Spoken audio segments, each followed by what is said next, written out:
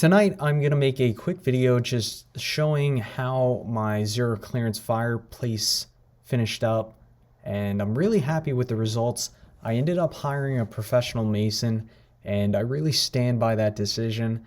One of the main reasons I hired a mason was because I got injured, but also on certain projects, it kind of makes sense to pay for the professional craftsmanship of an expert. You know, the mason I hired had been doing it his whole life.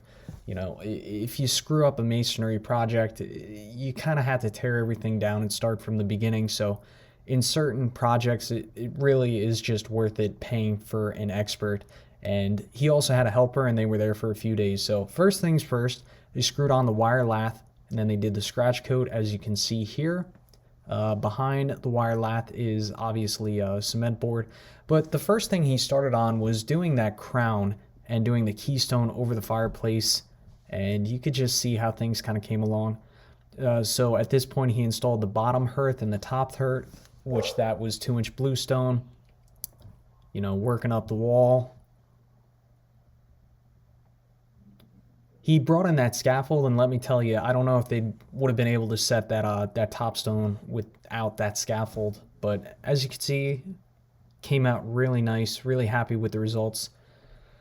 He missed that spot. He should have filled that in with some mortar. I ended up having to buy a small bag, and I did that myself. You know, edges, you know, it needed a touch up here or there, but it wasn't anything that I couldn't handle. So that's how it came out. I'm really happy with how it came out. Now I want to talk about the TV. So that's initially what I was going to use for the TV. Those expanding anchors, but I decided to use a different product. And well, that's another thing. I set my junction boxes flush with the cement board, so I had to use those box extenders. But this is me starting to get the TV set up. So that's the switch to supply power for the fireplace fan.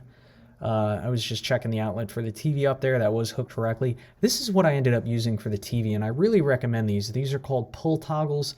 They can sport up to 120 pounds a piece, and that's what I used. I ended up drilling in between the masonry joints for that TV mount. That way you could always take it out, fill up those gaps, and it really came out really nice, really bomber. Also, pay attention to the plate covers for the outlet switch and the outlets back there. I ended up using a Rust-Oleum texture finish to kind of blend those plate covers in, and it really matched the stone quite well.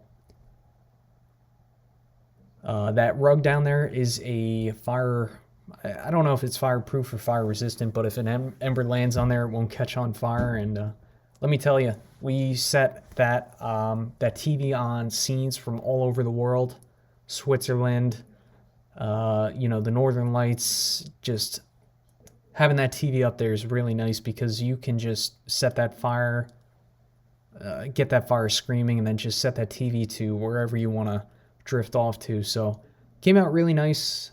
Really happy that I hired a mason. It was, you know, just the whole project overall was more expensive than what I thought it was going to be, but I'm really happy how it turned out. It's something that I enjoy every night in the wintertime, and that's the end of the project. Thanks for watching. Let me know what you think down below.